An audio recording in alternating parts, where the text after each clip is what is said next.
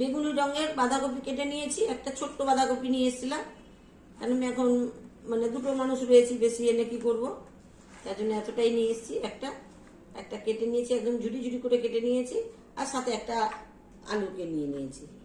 এই দিয়ে আমি এখন রান্না করব। দেখেন কিভাবে করছি। কড়াই গরম হয়ে গেছে, এবার তেল দিয়ে দিচ্ছি। আলুটা আমি ছেড়ে দিচ্ছি।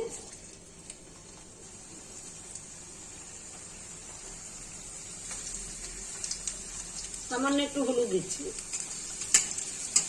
আলু ভাজাটা দেখতে ভালো লাগবে।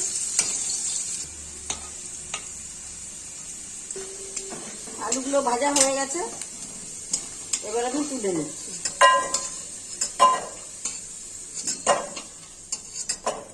তেজপাতা দিয়ে দিলাম, সাথে কালো জিরা,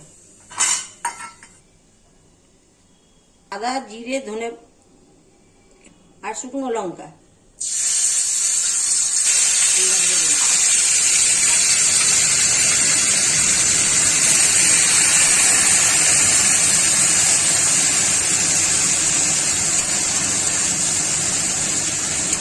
অল্প করে হলুদ দিচ্ছি।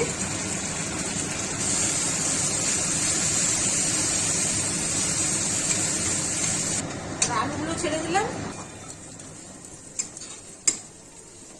তাতে এখন বাঁধাকপিগুলো দিয়ে দিচ্ছি।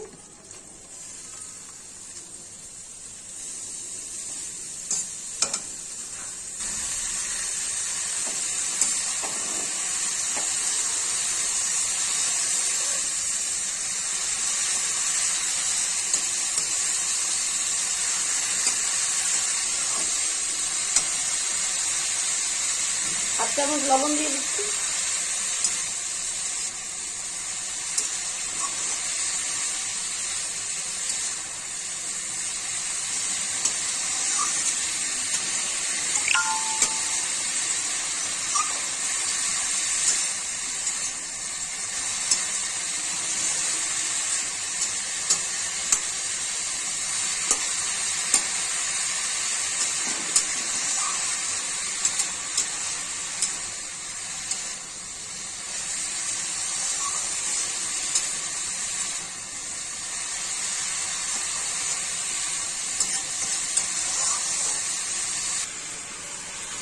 ঢেকে দিই। এবার ঢাকনাটা তুলে দেখাচ্ছি। দেখেন কি সুন্দর হয়েছে, একদম অপসরি হয়েছে, কারণ কালারফুল জিনিস তো কালারটা শেষ হয়ে যাওয়ার পরে এই বাঁধাকপির কালারটা এরকম হয়ে যায়, তাহলে এই বাঁধাকপিটার নাম হলো কি অপসরি। অপসরি কালারের হয়েছে, দেখুন খুব সুন্দর হয়েছে। আমি একটু মুখে দিয়ে দেখেছি, খুব টেস্টি খেতে। হ্যালো বন্ধুরা, এই বেগুনি কালারের বাঁধাকপিটা যে আমি রান্না করলাম ছিল তো খুবই অপসরি দেখতে, কিন্তু রান্না করার পরে এই অপসরি হয়েছে আমার, আলুটাকেও কালারফুল করে দিয়েছে। তাহলে এটার নাম আমি আর কি দিব বলেন? তাহলে এই বাঁধাকপিটাকে অপসরি বলেই বলা হোক, এটাই আমি নাম দিয়ে দিলাম একটা, যে অপসরি বাঁধাকপি।